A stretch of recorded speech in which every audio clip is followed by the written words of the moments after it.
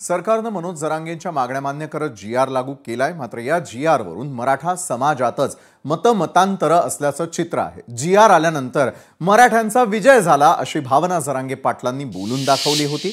तर या जी.आर.चा मराठा समाजाला काहीही फायदा होणार नाही असं इतर काही मराठा आंदोलकांचं देखील म्हणणं आहे। हे सर्व सुरू असताना ओबीसी समाजातही जी.आर. वरून संभ्रम पाहायला मिळतोय। सरकार जरी म्हणत असलं की ओबीसींच्या आरक्षणाला धक्का लागणार नाही, तरी देखील अनेकांना अजूनही याबद्दल शंका आहेच।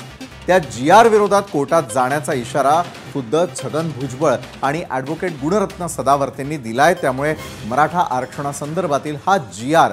कायद्याच्या कसोटीवर टिकेल का, आणि टिकलाच तर हा जी.आर. कुणाच्या फायद्याचा आणि कुणाच्या तोट्याचा हे तर न्यायालयीन प्रक्रियेनंतर समजेलच। मात्र हे सर्व सुरू असताना राजकीय आरोप प्रत्यारोपाच्या फैरी चांगल्याच जोरात रंगलेल्या आहेत। कारण ठाकरेंच्या शिवसेनेचे खासदार संजय राऊत यांनी मराठा आंदोलनाला उपमुख्यमंत्री एकनाथ शिंदेंचं पाठबळ असल्याचा दावा केलेला आहे। तसंच या प्रकरणामध्ये शिंदेंना दूर ठेवण्यात आलं असाही आरोप राऊतांनी केलाय। त्यामुळे राजकीय वातावरण चांगलंच तापलंय।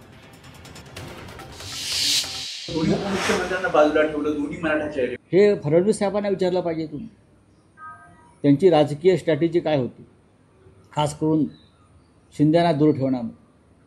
कारण इतके मोठे जे आंदोलक इथे आणले, त्यांच्या गाड्या घोड्या वगैरे व्यवस्था ज्या माध्यमातून झाला त्या त्यांचंच नाव येतं आहे। आणि त्यांचा मुख्य उद्देश हा आरक्षण देणे हा नव्हता, मिळवणं हा नव्हता, तर मुंबईमध्ये येऊन देवेंद्र फडणवीस यांच्यासमोर आव्हान उभं करणं हा होता। संघर्ष वाढवण्याचा प्रयत्न सरकारमधले काही घटक आजही करतायत।